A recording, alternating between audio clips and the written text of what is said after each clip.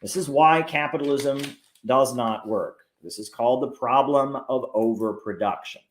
The problem of overproduction is this. If you have a product that you're creating, you're going to need supplies to create it.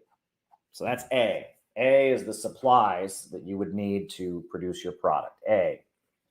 On top of that, you're going to need to ship the products. So that would be B, right? You're going to need to ship the products. That's going to be B. On top of that, you're going to have your labor costs, right? You're going to have to pay workers to assemble the product. You're going to have labor. So that's C. So A plus B plus C, and then you have the final cost of the product, D, right? That's all the components that go into the ultimate cost of the product. However, what's missing here? A plus B plus C. The shipping, the materials, and the labor costs all add up to the price. You're missing something, which is profits. The capitalist has to make profits.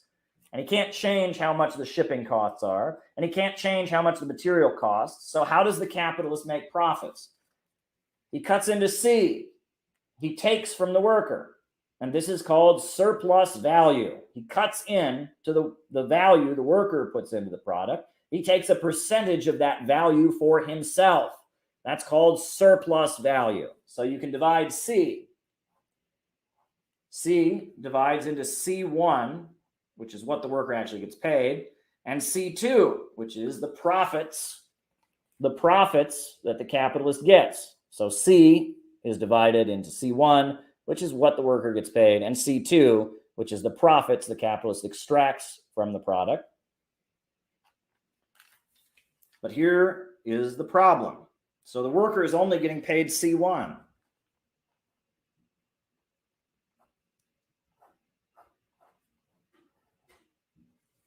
C1 does not equal D.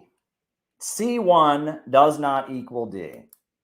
The worker cannot buy back what he produces. The cost of the product is D. And C1 can never equal D. There's no way that the worker can be paid enough to buy back what he produces. And that is the built-in problem of capitalism, the problem of overproduction.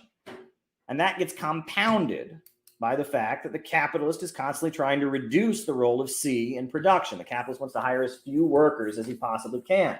However, the profits of the capitalist can only come from C2.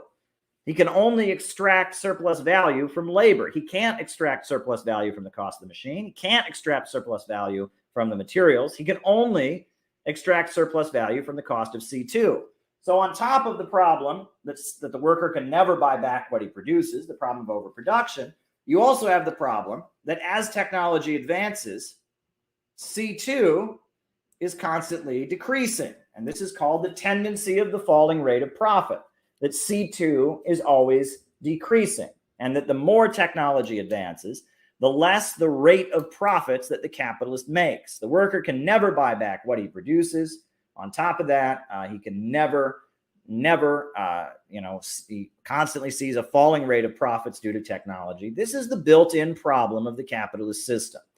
And the more advanced technology becomes, the better the capitalists are at churning out products and creating products, the more poverty that there is.